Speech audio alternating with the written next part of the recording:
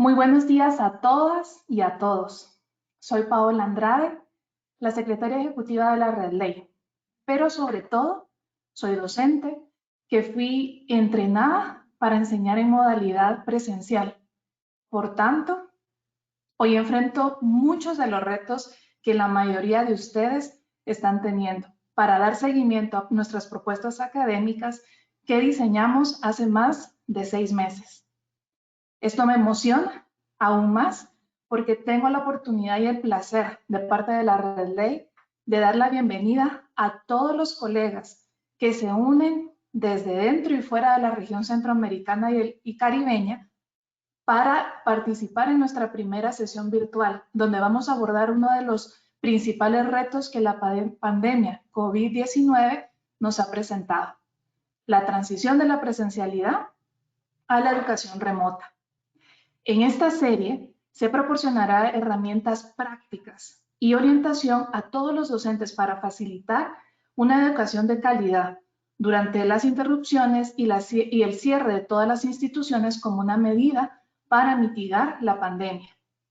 La serie tiene como objetivo modelar y, al hacerlo, desmitificar las soluciones tanto pedagógicas como técnicas a manera de que sean integrales y así poder abordar la educación remota y demostrar que muchas de estas habilidades y recursos están a nuestro alcance.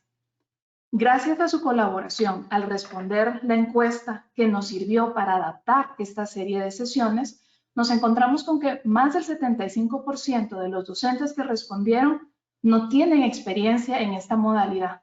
Por tanto, es una necesidad sentida de la región y por esto la Red Ley toma este reto para aportar recursos y herramientas a todos los que se unen. De nuevo, bienvenidos y gracias por acompañarnos. Voy a tener la oportunidad de explicarles brevemente algunos aspectos técnicos, presentar los objetivos, nuestro calendario y la agenda de nuestra sesión. Ahora, sobre algunos aspectos técnicos y logística. Siguiente, por favor. Como ustedes se darán cuenta, todas sus cámaras y micrófonos están desactivados de forma automática. Esto se hará durante toda la sesión para favorecer la fluidez del evento y evitar el gasto de recursos digitales que perjudiquen la transmisión. Por supuesto, queremos saber qué es lo que piensan, recibir sus comentarios, sus preguntas. Y de esta forma ustedes podrán ver, aquí hay un ejemplo a la derecha de su pantalla. ¿Sí? Ustedes pueden ver que tenemos una opción de chat donde ustedes pueden escribir sus preguntas, sus dudas, sus comentarios, y en el momento propuesto para esto estaremos abordándolas al finalizar la presentación de nuestro facilitador. De igual forma, habrán otros momentos en los cuales les pediremos que ustedes compartan experiencias y los que quieran participar podrán levantar su mano. Lo pueden ver en el cuarto icono de arriba hacia abajo, señalado por una flecha en esta pantalla. Ustedes podrán levantar su mano y esto habilitará, en el momento en que el facilitador lo decida, su participación. Para que podamos hacer una práctica en este momento, les pedimos, por favor, que vayan a la parte del chat donde está señalado con una flecha celeste y ustedes escriban en este momento su nombre y el país de residencia. Queremos saber desde dónde se unen y sus nombres para después también dar seguimiento a sus preguntas. Daremos unos momentos para que ustedes puedan escribir su nombre y el país de residencia.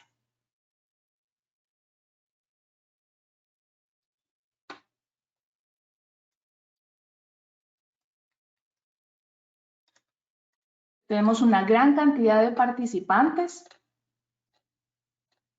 de diferentes países de la región, por lo cual agradecemos.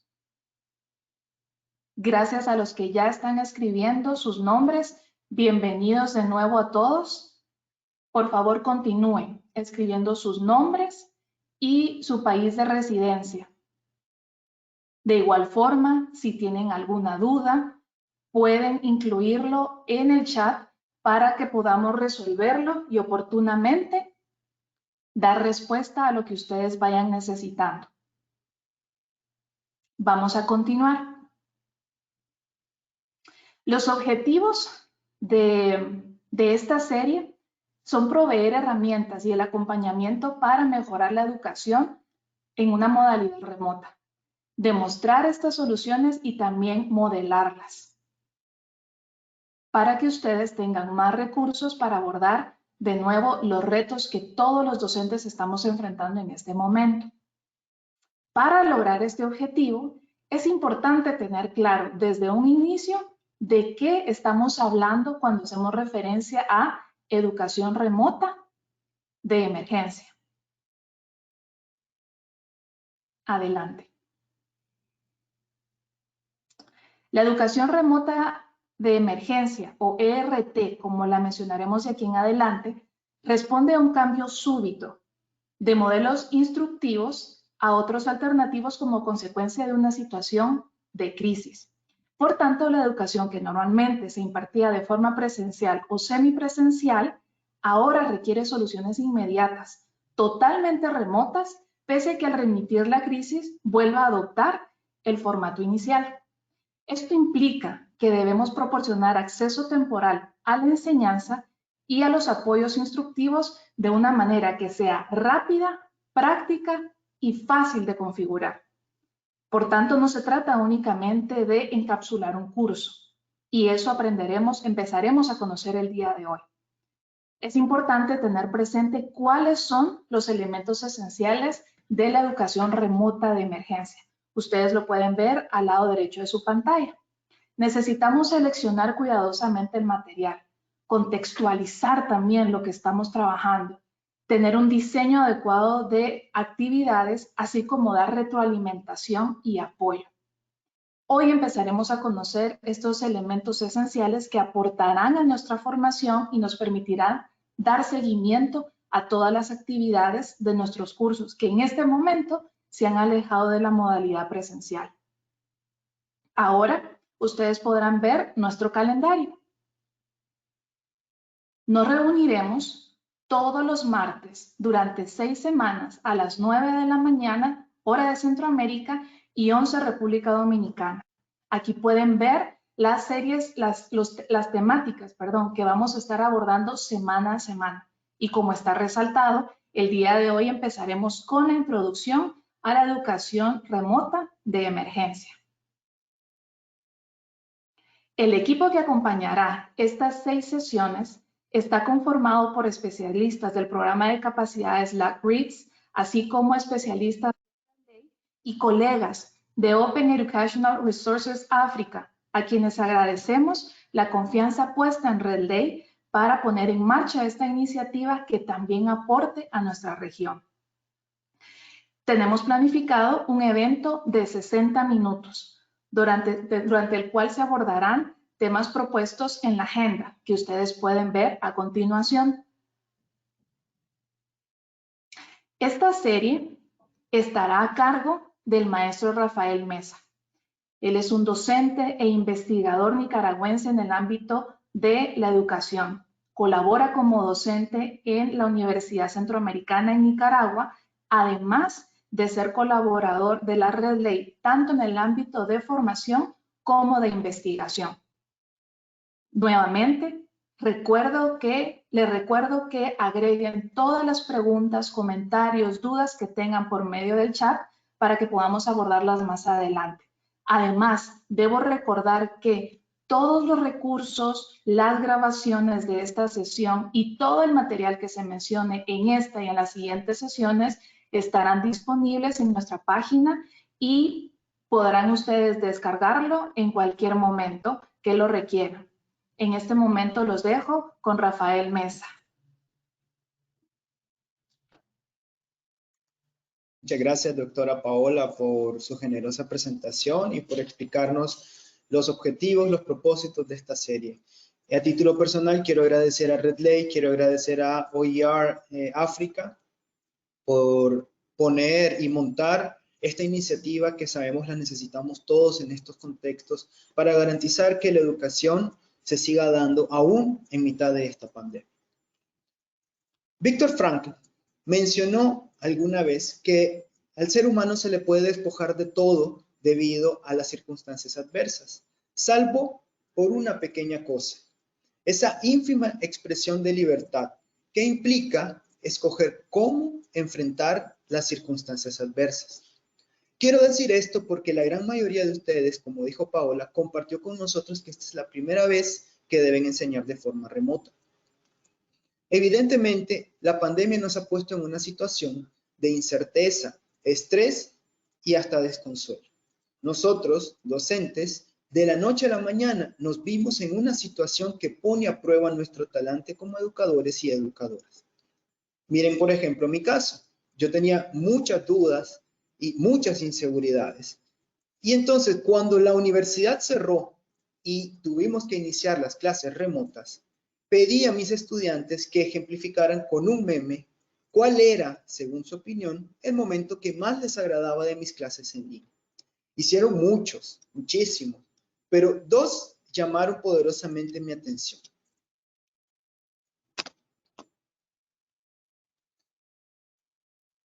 Estas imágenes dicen mucho. Hablan sobre las expectativas, las cosas que aprecian, los miedos que tienen los estudiantes, las dudas e incluso las concepciones que tienen sobre la situación que nos toca vivir a raíz de la pandemia. Entonces, al ver yo esto que me expresaban mis estudiantes, me generaba esta duda.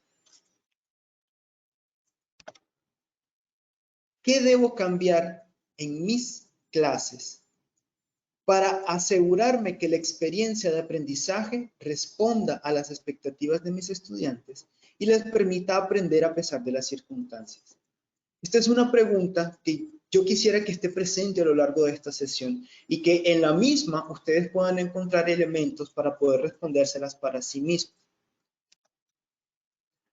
Salvo algunas excepciones, los cursos que se derivan del currículo en los diferentes niveles educativos no fueron pensados para ser impartidos en línea, mucho menos fueron pensados para ser impartidos en educación remota. El asunto aquí es que la educación remota en emergencia nos invita a repensar los elementos que constituyen la relación docente-estudiante en el marco del proceso, en el marco del proceso de enseñanza-aprendizaje. Y son estos elementos que ustedes pueden ver acá en pantalla. Las transformaciones en nuestras prácticas deben reflejarse en nuevas formas de participación, de brindar instrucciones, de facilitar la comprensión de la información, de garantizar una interacción adecuada a las nuevas circunstancias y bueno, eso, ¿verdad? El problema de fondo, según las evidencias realizadas a lo largo del mundo, es que estos 5 procesos varían muy poco en relación a los criterios que caracterizan a estas modalidades. En el caso que nos compete, la presencialidad, como ya planteaba Paola, debido a la pandemia está prácticamente descartada. Sin embargo, existe todavía una línea muy difusa que divide a la ERT de la educación en línea. La educación remota en emergencia es un concepto que suele confundirse con la educación en línea y aunque son similares, tienen grandes diferencias. La primera es que la ERT no necesariamente se da por medio de plataformas virtuales. Además de ellas, se pueden usar otras como la radio, la televisión, los teléfonos inteligentes y las guías de trabajo individual. Pero para efectos de esta serie y de la sesión del día de hoy, vamos a enfocarnos en cómo trabajar la ERT en plataformas virtuales. Si ustedes se fijan en este cuadro, ustedes verán que a nivel de objetivos, de nivel de planificación previa, recursos y materiales, inmediatez y formas de comunicación, hay diferencias sustanciales entre una y la otra. En ERT, nosotros no estamos tratando de idear una experiencia de aprendizaje en línea sofisticada. Más bien, estamos tratando de ajustar, de improvisar y de innovar sobre algo que ya estaba definido y que ahora se ve interrumpido por una situación negativa. Por ende, se dice que, a diferencia de la educación en línea, el nivel de planificación previa es mínimo porque el curso no fue diseñado para la virtualidad. Por ende, los recursos y los materiales tienen que ser libres, tienen que ser muy prácticos y tienen que ser accesibles. A diferencia de la educación en línea, que frente a no tener que enfrentar una situación de apremio, puede utilizar materiales un poco más sofisticados. El tema de la inmediatez, yo necesito de tener medios que estén al alcance de todos para poder resolver situaciones de forma rápida, lo que no necesariamente se da en la educación en línea porque las situaciones tal vez son menos imprevistas. Y en cuanto a las formas de comunicación, es importante que utilicemos distintos medios, sobre todo aquellos a los que tienen acceso nuestros estudiantes, a diferencia en el marco de la educación en línea, en donde generalmente se tienen que usar los medios oficiales o los institucionales. Con eso en mente, me gustaría que se tomaran el tiempo para completar este sondeo. ¿Cuál ha sido el principal desafío al que se ha enfrentado mientras intenta enseñar en este contexto? Vamos a dar unos 30 segundos para esto.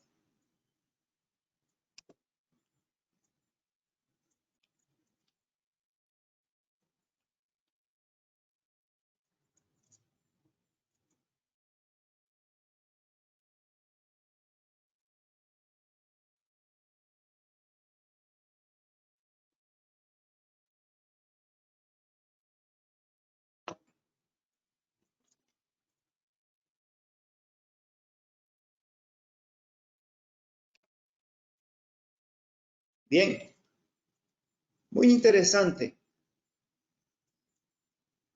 Si se fijan en los resultados, van a ver que el 60% de ustedes considera que el mayor desafío es el involucramiento de los y las estudiantes. Efectivamente, hay una cuota de responsabilidad que tienen que asumir nuestros estudiantes frente a ellos, pero también los otros elementos no podemos dejarlos de lado porque de alguna u otra manera son elementos frente a los cuales nosotros podemos tener mayor incidencia, como es el caso de la búsqueda de los recursos adecuados, el buscar la forma de no encapsular los programas a la modalidad virtual, como bien nos planteaba la doctora Paola, el dar seguimiento y acompañamiento constantes, considerando los elementos del contexto en el que nos situamos y la evaluación de los aprendizajes para asegurarnos que el aprendizaje se esté dando, son también elementos que hay que considerar, ¿verdad? Y sobre los cuales nosotros podemos tener un poquito más de incidencia. Bien, ahora nos preguntamos, ¿cómo debemos escoger nuestros contenidos para ajustarlos a los contextos de emergencia?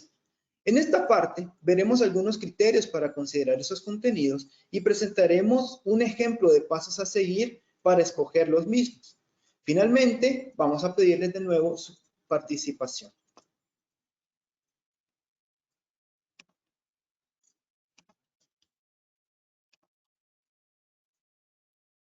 Sabiendo que existen muchos desafíos para garantizar que el aprendizaje continúe en contextos de emergencia, es importante que sepamos qué es lo esencial para enseñar durante el cierre de la universidad. Hay dos criterios que nos gustaría sugerir para la selección de contenidos. Uno, quedarse con lo esencial. Y dos, garantizar que los contenidos permitan ir más allá de recordar o comprender la información.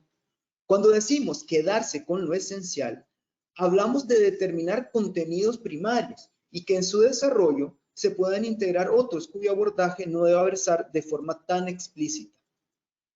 Por otra parte, cuando decimos ir más allá de recordar o comprender, nos referimos a que los contenidos estén ligados al desarrollo de habilidades superiores del pensamiento.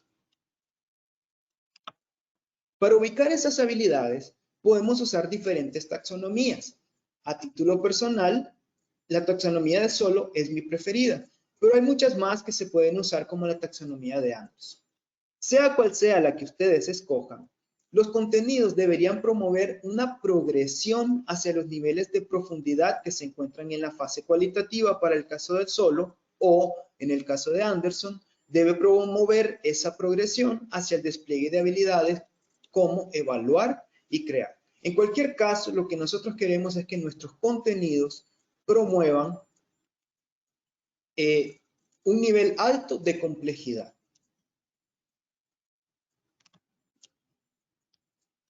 Ok, pero entonces, ¿cómo podemos seleccionar estos contenidos? Este es un proceso que utilizamos en el marco de la asignatura de Español 1 de la Universidad X. Antes que nada, conviene recordar que cada institución tiene su propio diseño curricular y que en él se definen ciertas competencias a las que responden los diferentes programas de asignatura. En el ejemplo, nosotros estamos trabajando a nivel de microplanificación, por lo que estamos trabajando con base en objetivos. Lo primero que hicimos es identificar aquellos términos claves que existen tanto en el objetivo general como en los objetivos específicos. Acá vemos que los temas de comunicación, argumentación, escritura y herramientas de aprendizaje son aspectos que se repiten. Puede que no estén explícitos, pero estos se pueden inferir a partir de la lectura del programa en su totalidad. Posterior a ello, será importante determinar cuáles son los indicadores con los que nos aseguraremos la realización de nuestros objetivos.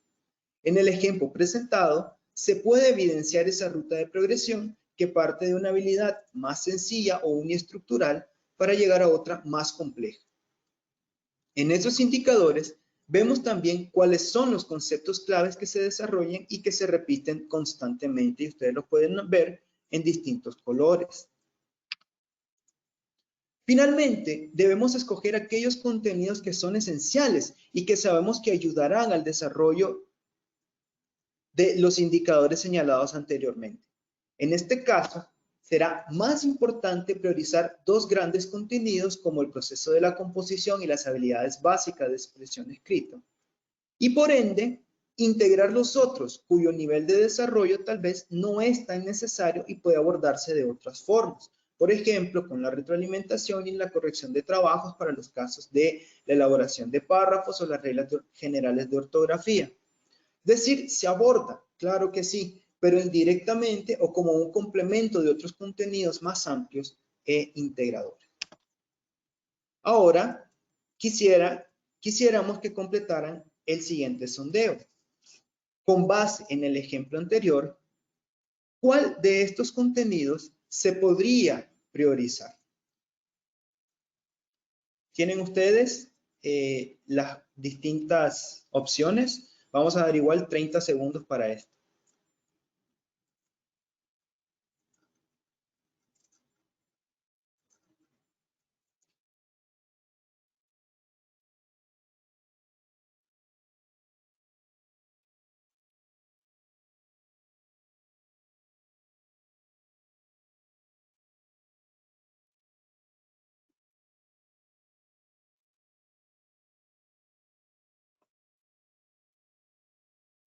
¿Ok? Miren ustedes, casi el 60% de ustedes, según el ejemplo planteado, abordaría el proceso de comunicación humana. Perfecto, ese también sería el que yo escogería por ser, digamos, el más amplio y el más integrador. Otro contenido que tal vez se podría abordar también es el concepto y las funciones y los niveles de lenguaje para poder saber cómo estos se utilizan en diferentes escenarios comunicacionales.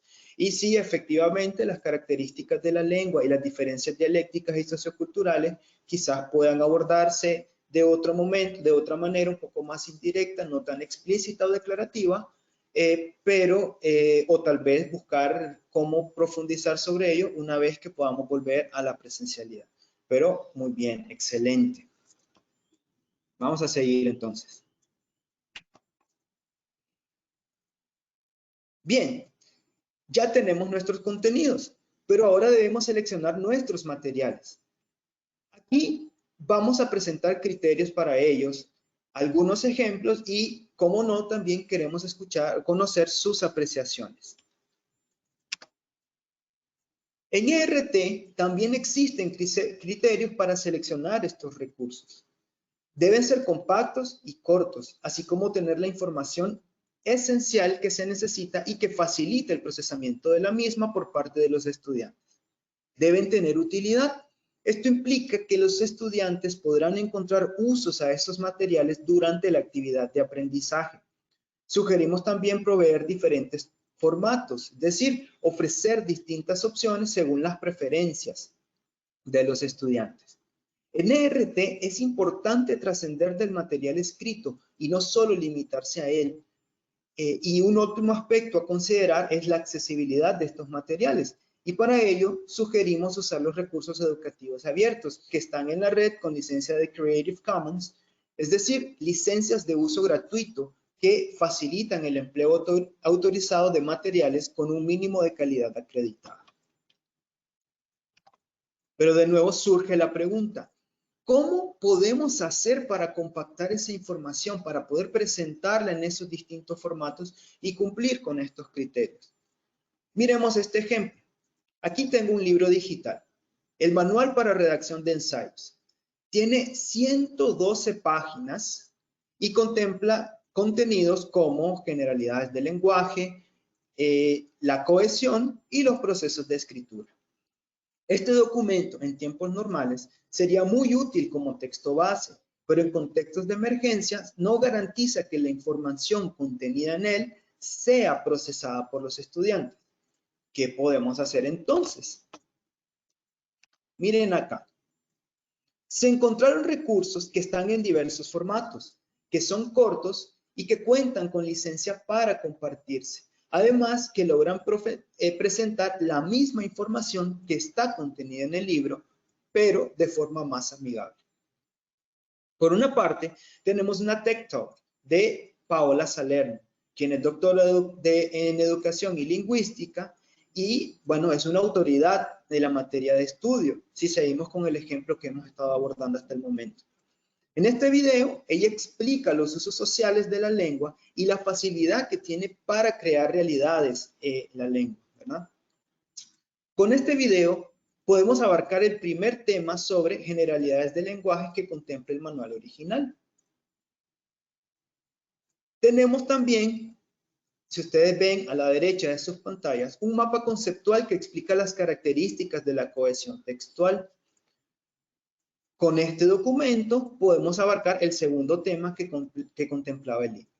Finalmente, estamos presentando un texto de 10 páginas que explica de forma breve y concisa los procesos de la escritura, así como su importancia, cubriendo así el contenido tercero del material descrito en la anterior lámina. El gran desafío de hacer este ejercicio es la búsqueda de la información, lo que generalmente demanda mucho tiempo. Por eso, aquí les compartimos un video elaborado por Redley para que presenta consejos prácticos para buscar de forma rápida y confiable recursos educativos abiertos.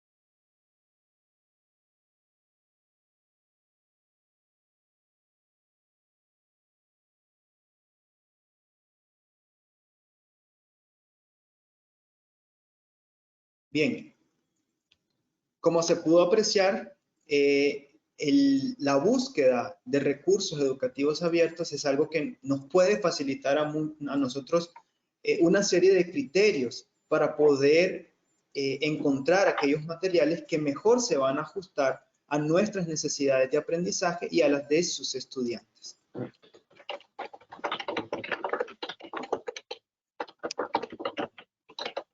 Quisiéramos entonces hacer un tercer sondeo con ustedes.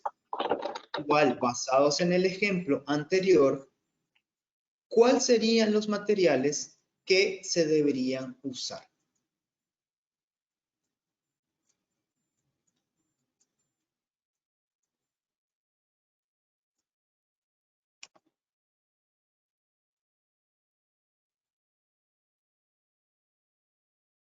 Bien, vamos a igual a dar 30 segundos para que ustedes nos compartan sus respuestas.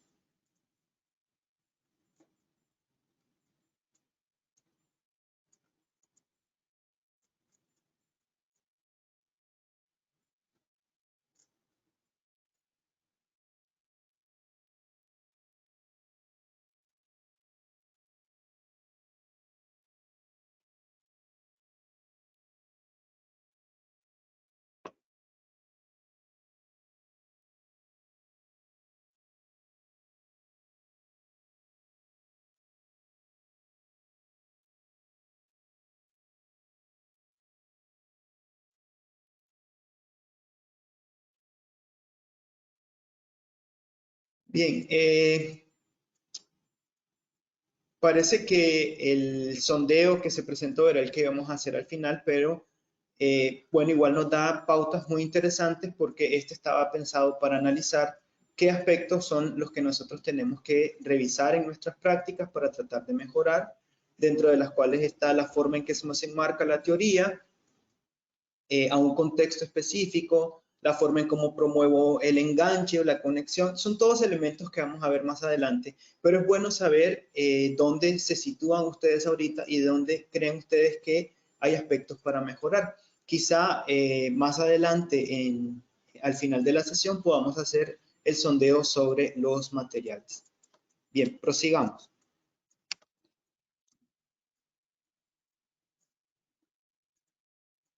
Ya tenemos nuestros contenidos y los materiales.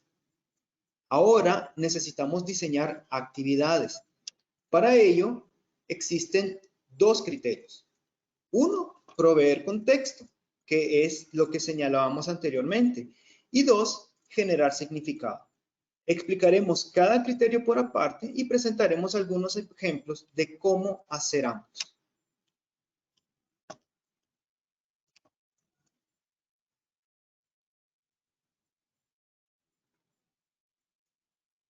¿Han notado ustedes que,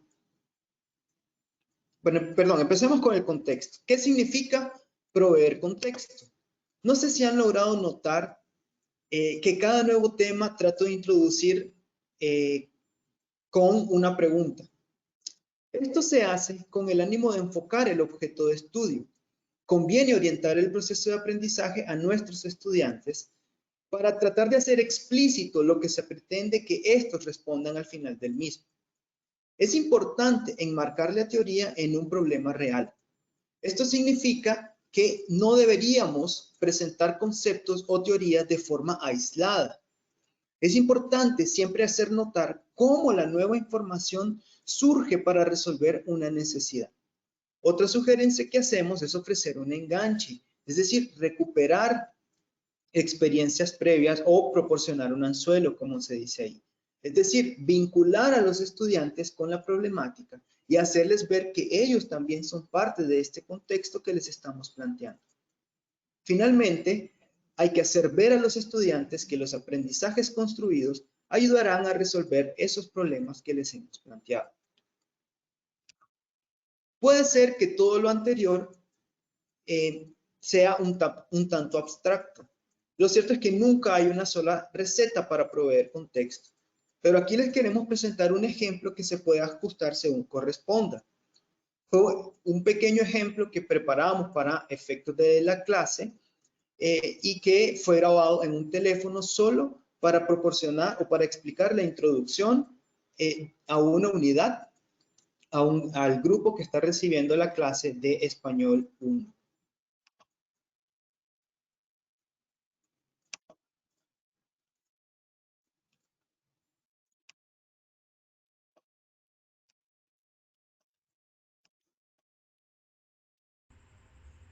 Buenos días, estudiantes, jóvenes. Mi nombre es Rafael Mesa Duriez y yo voy a ser su profesor durante la asignatura de Español General 1.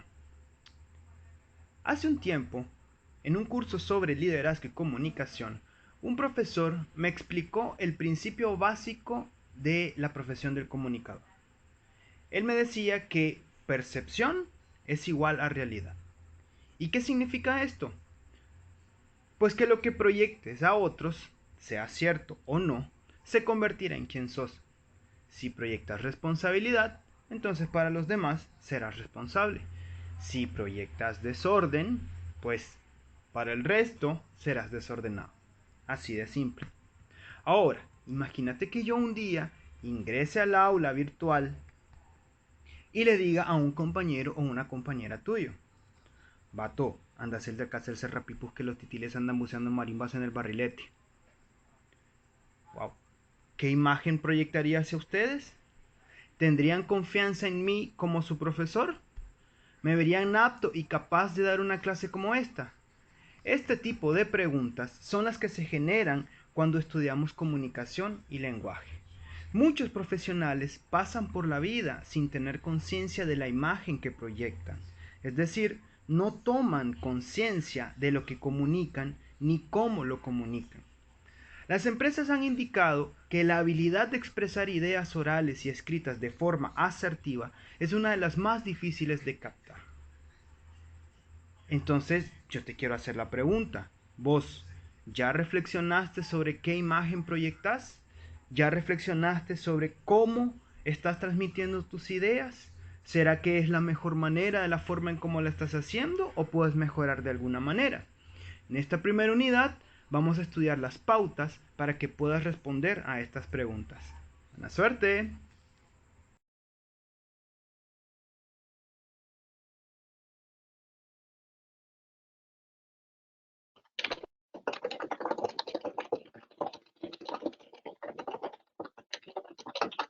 Bien, como les dije, esto era un pequeño ejemplo de cómo hacer una introducción, pero con esa introducción generar lo que se llama el contexto, generar ese contexto, hacer ese enganche, orientar el estudio hacia la respuesta de una pregunta y comprender cómo por medio de ese proceso de estudio los y las estudiantes van a poder responder a esa pregunta y resolver el problema en el que ustedes están enmarcando la teoría y los conceptos a estudiar. Ok, proveer contexto es el primer paso para generar significado, que es en esencia a lo que apuntamos con el diseño de nuestras actividades. Generar significado implica que haya modificación de las estructuras de conocimiento previo y que los aprendizajes puedan ser transferidos a situaciones que requieran habilidades superiores del pensamiento. Para ello, será importante que exista interacción y motivación constante. Hay actividades que persisten en nuestro quehacer docente. Ese ánimo de hacer entrar lo diseñado en un formato virtual hace que nosotros empleemos las mismas formas de interacción que en los cursos presenciales. Hablamos de actividades como lecturas pasivas y muy abstractas, cátedras virtuales en donde el docente es quien lleva la voz cantante, foros con preguntas declarativas, o sea, preguntas del tipo ¿cuáles son los elementos de la célula? O actividades sin mayor propósito práctico como ensayos o exámenes escritos. Aunque en ciertos momentos estas actividades pueden ayudar, no podemos quedarnos con ellas si queremos generar significado. Por eso creemos importante enriquecer nuestras clases con lecturas comentadas, más prácticas y que promuevan una actitud activa hacia la lectura. Que las sesiones virtuales promuevan discusiones y que no todo siempre recaiga sobre el docente. Que pueda haber trabajo cooperativo, ya sea diacrónico o sincrónico, y para los trabajos, ¿verdad?, diacrónicos, las herramientas de Google, por ejemplo, son bastante prácticas y sencillas de usar. Si se van a usar foros, que los mismos tengan preguntas que inviten a pensar, a posicionarse, a argumentar y a indagar. Y que los trabajos sean integradores de varios contenidos que hayan sido abordados y que se enfoquen en la resolución de problemas principalmente. Como no basta decirlo, quisimos traerles un ejemplo de una actividad diseñada. Acá se presenta el vídeo y se comenta de qué tratará y cuál será la autoridad. Si se fijan bien, el docente intenta que la lectura no sea pasiva, promueve preguntas que puedan orientar el proceso. También en azul, ustedes pueden observar que se pide a los estudiantes que hagan algo con el material, que interactúen con él. En morado, vemos que el docente está promoviendo una discusión con base en la necesidad de posicionarse. Él les pregunta, ¿estás de acuerdo con lo que dice la autora? Y finalmente, el docente se compromete también a estar presente, a revisar lo que han hecho, a comentar y a retroalimentar de forma constante. Nada es perfecto y es probable que en este ejemplo se puedan mejorar muchas cosas todavía, pero sugerimos que se tome de referencia el mismo para comprender cuáles son las intenciones que deben existir para la educación remota en emergencia.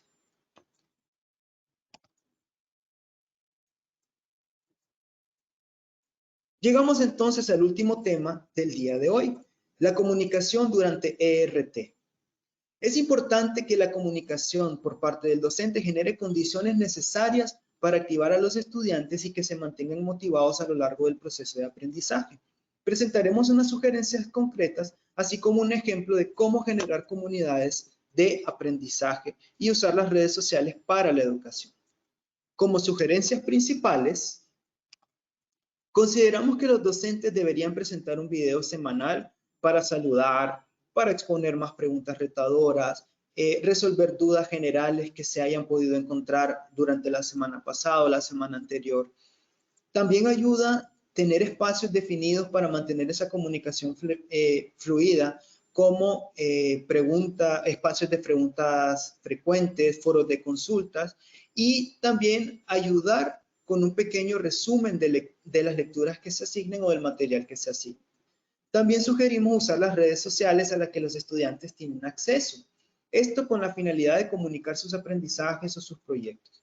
Lo importante es, como dijimos antes, que el docente se haga presente por diferentes canales accesibles a los estudiantes y que genere comunidad de aprendizaje. Es decir, espacios en donde todos aprenden en comunidad y que se encuentran al alcance de los recursos de nuestros estudiantes. Quiero enseñarles este ejemplo. Es un proyecto llamado Detectives de la ESO. Un grupo de cuarto y quinto año de secundaria en España creó una cuenta de Twitter que se dedica a corregir errores ortográficos de famosos. Miren acá, estos muchachos se atrevieron a corregir un diario muy conocido y hasta se atrevieron a darle clases de español a Will Smith. Pero lo más importante de esta iniciativa es que otro grupo de otra escuela, esta vez de primaria, se pusieron en contacto con ellos y les felicitaron su iniciativa. Pero más aún, por medio de esta experiencia, eso les dio pauta a estos niños de primaria para hacer ellos su propia iniciativa. Tal vez estarán pensando que eso se puede dar en otras latitudes. Pues bien, aquí les traigo este último ejemplo. Es una iniciativa coordinada por este servidor y que fue el proyecto de semestre de estudiantes de último año en una escuela de Nicaragua. Aquí los jóvenes integraron a sus hermanos pequeños, a sus docentes, a la familia, hasta escritores de cuentos para niños para crear una página de Facebook que pudiera promover conciencia ambiental. Pueden buscarlo en redes sociales, se llama Practiquemos Cultura Ambiental. Y bueno, les traemos estos ejemplos para hacer ver que las redes sociales y la cultura en que se desenvuelven nuestros estudiantes pueden ser una herramienta valiosa para promover aprendizajes significativos en contextos de emergencia, porque además son elementos que están al alcance de los estudiantes y que podemos aprovecharlos de mejor manera. ¿Se acuerdan de la frase de Viktor Frankl con la que iniciamos esta sesión? Pues yo creo que ha quedado demostrado que ninguna pandemia puede quitarnos la libertad de escoger cómo enfrentar nuestros desafíos. El resto, pues, depende en buena parte de nosotros. Quisiera entonces hacer ahora sí el sondeo de los materiales con ustedes para poder saber, con base en el ejemplo anterior, cuáles son o cuál es el material que ustedes utilizarían siguiendo los criterios que hemos planteado.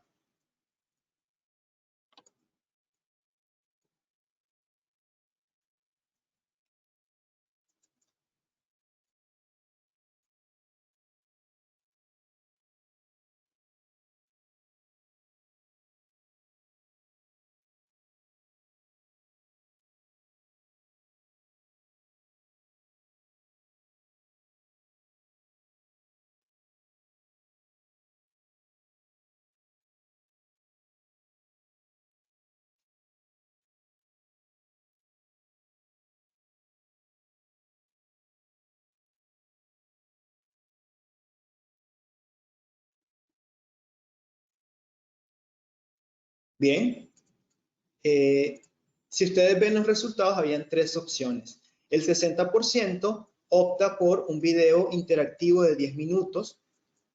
Muy bien, excelente.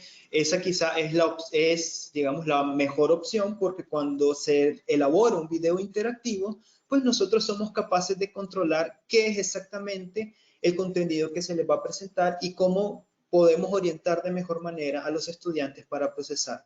Pero el uso de podcast, por ejemplo, para narrar una situación que a lo mejor le permita a los estudiantes, en el caso de comunicación y lenguaje, valorar el tono, el lenguaje, las formas en cómo se está desenvolviendo, o bien programas de TV y radio que están vinculados a la comunidad o que están en la vida diaria de los estudiantes, también pueden ser escenarios muy interesantes para poder hacer ejercicios prácticos de análisis, de evaluación, etcétera. Entonces, desde mi perspectiva, sí, los tres recursos pueden ser muy valiosos en dependencia de los objetivos que queramos cumplir, pero efectivamente el video interactivo es el que podría ofrecer mayor control sobre cómo hacer para el procesamiento de la información.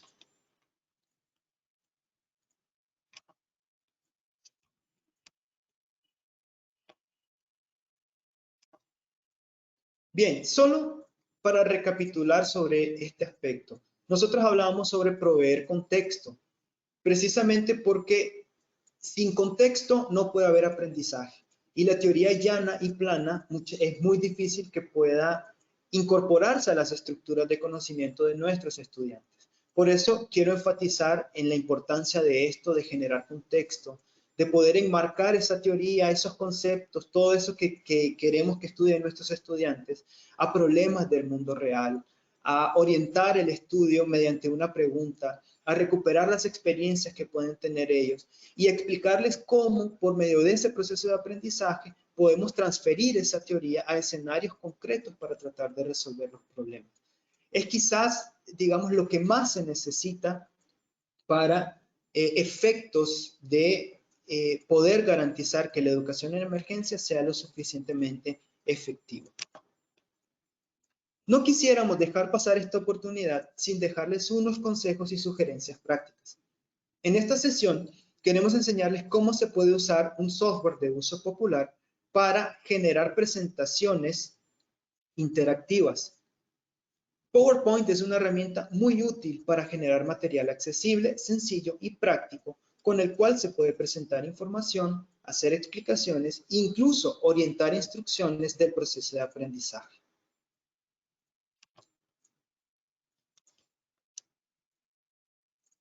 En la página web de RedLay ustedes encontrarán estos recursos referidos sobre todo a cómo incluir voz en las PowerPoint, cómo insertar videos, gráficos y capturas de pantalla.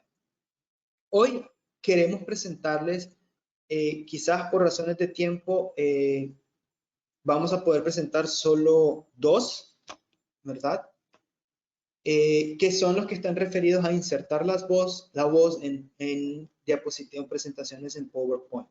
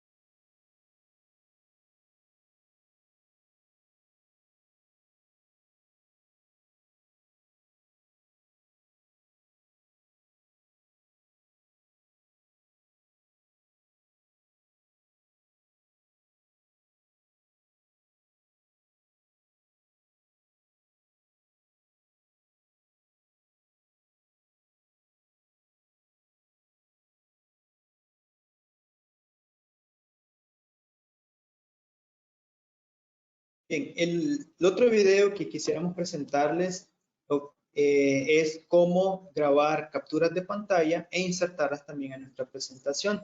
Pero también considerando el tiempo que tenemos, quisiéramos pues abrir el espacio para poder también escucharlos un poco. Entonces, creo que Paola, le cedo la palabra.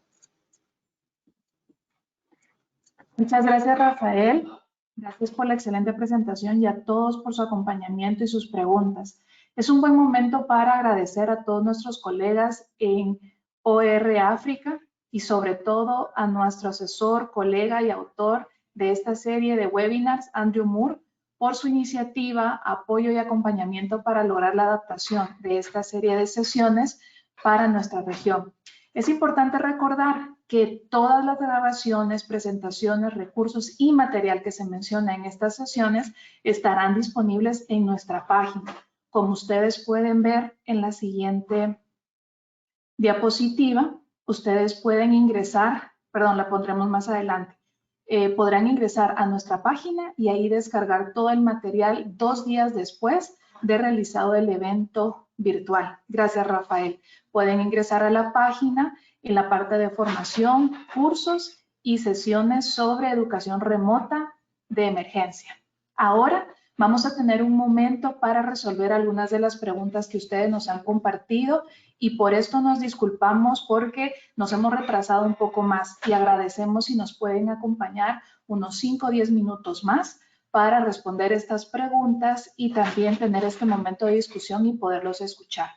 Primero, empezaré con algunas felicitaciones. Hay colegas desde Nicaragua que conocen al maestro Rafael desde muy pequeño. Otros han participado con él en diferentes actividades académicas y mandan sus saludos y felicitaciones. Voy a mencionar a 2, Rosana Martínez y Ana Lucía Albeño. Gracias por acompañarnos. Ahora, quisiera ir a uno de los primeros aspectos que mencionó Rafael. Mirna Minero, nos consulta cuáles son los criterios que se deben utilizar para definir cuáles son los temas relevantes. Bien, los criterios para definir los temas que son relevantes, bueno, están muy marcados por bueno, la capacidad que pueda tener ese contenido de poder diseñar distintas experiencias de aprendizaje.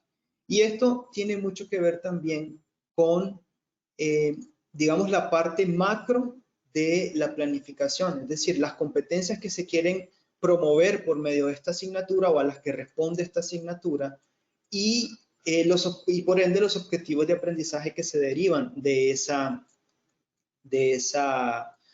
competencia. Entonces, yo explicaba de que en la medida que nosotros podamos identificar, digamos, en esos objetivos o en esas competencias, los temas que se repiten constantemente y que se convierten en clave, entonces es ahí donde nosotros vamos a poder priorizar aquellos contenidos que son más esenciales y son más esenciales simple y sencillamente porque responden directamente a esa competencia o a esas destrezas que se quieren desarrollar, pero también ayudan a poder integrar algunos otros más que, como decía, no es que no sean importantes, si están en el programa es porque son importantes, pero tal vez estos de acá pueden abordarse de una manera un poco más, no tan declarativa. Entonces, va a ser muy importante que nosotros hagamos ese trabajo de inferencia para poder saber cómo esas destrezas y esas habilidades que queremos desarrollar pueden ser fomentadas por medio de los contenidos que vamos a seleccionar. Entonces yo, por ejemplo, le diría a usted, pues trate de que el contenido sea lo más amplio posible para poder integrar la mayor cantidad de actividades posible que permita además hacer un continuo en cuanto al proceso de aprendizaje, es decir, que permita que una vez que yo haya abordado ese contenido, la información desarrollada y procesada en él pueda ser retomada por las actividades de aprendizaje que se desprenden del contenido que viene a continuación. Entonces, es eso, o sea, quizás el criterio más fundamental es que sea lo suficientemente amplio para poder incorporar estas actividades de aprendizaje que nos permitan desarrollar competencias, habilidades, destreza, pero que también permitan hacer un enlace y crear un continuo con los contenidos que vienen a continuación, de tal manera que el mismo se vuelva como que transversal y se pueda seguir desarrollando y profundizando a lo largo de toda la asignatura. Muchas gracias, Rafael. Ahora nos pregunta Ana Lucía Asturias, ¿cuál debería ser la secuencia para una sesión sincrónica en esta modalidad? Ella quiere saber si deberíamos seguir los mismos momentos de lo propuesto dentro del aula en la modalidad presencial o debería modificarse. Bueno, eso depende mucho del enfoque con el que se quiera trabajar y de lo que te permita la asignatura y el programa. Pero a mí me gusta mucho trabajar con esta estrategia metodológica de aprendizaje invertido. Es decir, si nosotros nos remitimos a las taxonomías, ya sea la de Sol o la de Bloom, quizás el trabajo en casa o el trabajo de autoestudio puede referirse a desarrollar estrategias o habilidades que tienen que ver con niveles más simples como recordar, identificar o comprender. Y en el aula, ya en la sesión virtual, nosotros podemos profundizar y tratar de promover habilidades que ya tengan un nivel de complejidad mayor, como el caso de evaluar, como el caso de analizar o crear algo nuevo. Entonces, de cierta manera, sí podemos retomar la misma estructura de actividades de inicio, desarrollo y cierre, pero la dinámica, si por ejemplo aplicáramos el aprendizaje invertido, podría cambiar, porque tal vez en las actividades de inicio yo ya no necesito presentar la información o hacer preguntas de recuperación de conocimientos previos. Lo que puedo tratar de hacer es un pequeño sondeo de qué fue lo que comprendieron los estudiantes, cómo fue que trabajaron a lo largo de la semana, cómo se sintieron, etcétera, qué lecciones extrayeron. Luego, en las actividades de desarrollo yo puedo pensar en actividades cooperativas, en actividades que generen algún tipo de sintonía, que generen trabajo cooperativo. Recuerdo que el sábado pasado con un grupo de docentes, nosotros, los profesores que estábamos al cargo de ese curso, lo que hicimos fue crear un documento en Drive, en Google Docs, una matriz, y entonces les pedíamos a las estudiantes que por medio de lluvia de ideas nos ayudaran a completar lo que estaban ahí. Entonces eso fue una estrategia bastante interesante y lo utilizamos de esa manera porque lo original era que cada uno se hicieran en pequeños grupos, cada uno poder ingresar a su propio Drive y poder hacer ese trabajo desde sus grupos. Pero entonces estaba el problema de conectividad, el problema de los accesos, el problema del manejo de las herramientas, entonces nos tocó como que hacer esa pequeña improvisación en el momento y la verdad es que la actividad fue significativa, las participantes pues se mostraron muy activas al dar sus puntos de vista y bueno, y para las actividades de cierre, en todo caso, pueden funcionar para poder sintetizar lo que se ha hecho en esa actividad cooperativa, en esa actividad de profundización. Y también puede servir para aclarar algunos temas que tal vez todavía no se expresan de forma muy precisa por parte de los estudiantes y para poder seguir generando preguntas de profundización, preguntas problemáticas para que los estudiantes puedan seguir con su proceso de aprendizaje. Así es como yo trataría de diseñar una sesión virtual. Muchas gracias, Rafael. Respetando el tiempo que hemos planteado, únicamente vamos a presentar 2 preguntas más y el resto trataremos de dar respuesta a través del chat. De igual forma, ustedes pueden comunicarse con nosotros a través de nuestro correo y en las diferentes redes de la Red Ley. Le daré a Rafael las 2 preguntas para que usted brevemente pueda abordarlas. Silvia Higueros nos pregunta, ¿cuál es la forma correcta de utilizar el término educación remota o educación virtual o si son sinónimos? Y Luis Alberto Lau nos pregunta, ¿qué sugerencias existen para cursos prácticos? Él menciona diferentes disciplinas como medicina, ingeniería, ya que en estos casos se pueden utilizar simuladores, pero hay una parte del trabajo en el campo que requeriría poderse reforzar con los alumnos. Si existe alguna sugerencia, agradecemos que usted nos las pueda comentar. Ok. Bueno, en relación a la primera pregunta, yo creo que hay que establecer que la educación remota en emergencia puede desarrollar distintos formatos para poderse realizar. Como explicábamos al inicio, la ERT puede ayudarnos a nosotros o puede valerse, por ejemplo, de herramientas digitales, pero también puede valerse de otro tipo de herramientas. Como decíamos anteriormente, yo puedo hacer uso de los materiales del entorno o de guías de aprendizaje, como están haciendo, por ejemplo, muchas escuelas aquí en mi país, en Nicaragua, que tal vez por temas de acceso a Internet y a conectividad, entonces los estudiantes tienen que trabajar con guías de aprendizaje que están en físico, pues no es algo que esté propiamente en línea. En cambio, entonces la educación remota puede desarrollarse por medio de una plataforma virtual, pero no es necesariamente el único formato con el que se puede hacer. En cambio, cuando se trata de la educación virtual, pues el nivel de sofisticación alrededor de las herramientas virtuales es mayor porque el curso fue pensado para desarrollarse por medio de una plataforma virtual con herramientas virtuales específicas. Y entonces es como que decirle al estudiante, estas son las reglas del juego, estas son las condiciones que vos necesitas y por ende tenés que cumplirlas. En cambio, en la educación remota en emergencia, nos vemos en una situación en que las reglas del juego cambiaron para el estudiante y nosotros tenemos que hacer que esta serie, este conjunto de soluciones temporales, les ayuden a ellos a que el aprendizaje continúe. Yo creo que esa sería, digamos, la mayor diferencia entre uno y otro. En relación a la segunda pregunta, ¿cómo hacer con materias que son un poco más prácticas, como el caso de las medicinas, incluso las mismas ingenierías? Bueno, eso va a depender mucho también del nivel de acceso a herramientas tecnológicas que puedan tener los y las estudiantes, pues porque el acceso a simuladores es algo un poquito complejo de desarrollar en nuestra región. No obstante, si se tienen, ese sería como que digamos el primer factor a considerar, es decir, tenemos las herramientas suficientes para poder desarrollar trabajos prácticos. Lo segundo de eso es que el tema de, creo que estaba referida la pregunta a cómo hacer luego para generar los espacios para aplicarlos propiamente en la práctica.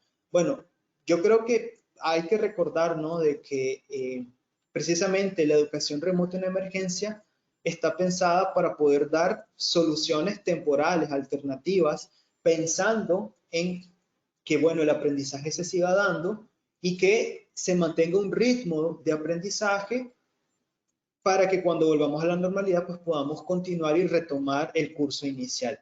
Entonces, yo lo que sugeriría en ese caso, considerando la emergencia como estamos ahorita, es que si tienes acceso a uso virtual, a simuladores virtuales y este tipo de herramientas, que se aprovechen al máximo para poder desarrollar ese trabajo práctico y que luego esa parte que solo la experiencia humana te puede dar, pues entonces ahí hay que trabajar en planes remediales para poder fortalecer esa parte que tal vez no se pudo abordar, no porque no hayamos querido, sino porque simple y sencillamente las condiciones ahorita no nos da para poder seguir trabajando a profundidad a base de experiencias de interacción, por lo menos física, ¿verdad?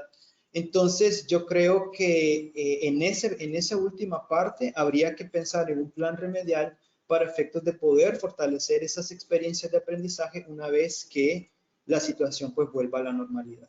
Esa es la sugerencia que yo haría en ese sentido. Muchas gracias, Rafael. Sé que había dicho que íbamos a únicamente terminar con estas dos preguntas, pero hemos recibido otras dos que creemos es importante que se aborden y a partir de eso haremos cierre y continuaremos respondiendo e interactuando con ustedes a través de nuestro correo. Santos Alberto desde Guatemala, de la Universidad de San Carlos, nos menciona cómo puedo desarrollar una clase de 35 minutos cumpliendo con lo que plantea la educación remota. Además, nos pregunta Rigoberto García, ¿cuál es la forma más efectiva de reforzar temas en los alumnos o con los alumnos? Ok. Bueno, en lo que se refiere a la primera pregunta, yo creo que en ese sentido, tal vez estamos enfocando el problema respecto a qué hacer únicamente con actividades sincrónicas, es decir, actividades como las que estamos teniendo ahorita, en donde todos estamos conectados en tiempo real. Evidentemente, hay que tomar consideraciones como la atención y el tema de la motivación y cómo poder fortalecer. Si tengo esos 35, si tengo esos 35 minutos, cómo poder utilizarlos al máximo. Eso depende mucho del tipo de estrategias que se vayan a desarrollar y de cuánto significado nosotros queramos crear alrededor de esa actividad sincrónica, llamémosle así. Por ejemplo, si digamos, yo tengo esos 35 minutos, pero en esos 35 minutos me dedico sobre todo a exponer, a hablar o a declarar una teoría, entonces va a ser muy difícil que yo pueda, digamos, cumplir con los requisitos de aprendizaje que quisiera desarrollar en mis estudiantes. Pero si yo utilizo la sesión sincrónica como un complemento, un espacio de reforzamiento para un ejercicio previo o un proceso de aprendizaje previo que tal vez se pudo dar de forma autónoma y de forma un poco más independiente, si se quiere, aunque siempre ayudado e instruido por parte nuestra, entonces nosotros podemos, en la combinación de ambos elementos, podemos encontrar soluciones más efectivas. Pues no solo pensar en que lo grueso va a estar en las sesiones sincrónicas, sino que también en los espacios de autoestudio, en los espacios de autonomía del estudiante, también se puede aprovechar para poder sacarle el mayor provecho a esas experiencias. En cuanto a la segunda pregunta, disculpen, ¿cómo iba referida?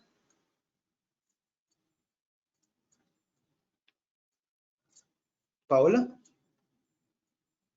Rafael, mencionaba cómo poder hacer refuerzos o cómo reforzar los contenidos. ¿Cómo reforzar los contenidos? Eso tiene que ver mucho con el seguimiento que se le da a los estudiantes y sobre todo tiene mucho que ver con las evaluaciones que nosotros hacemos. Nosotros vamos a ver en una de las series, en una de las sesiones virtuales de la serie, la importancia de la evaluación en la educación remota en emergencia.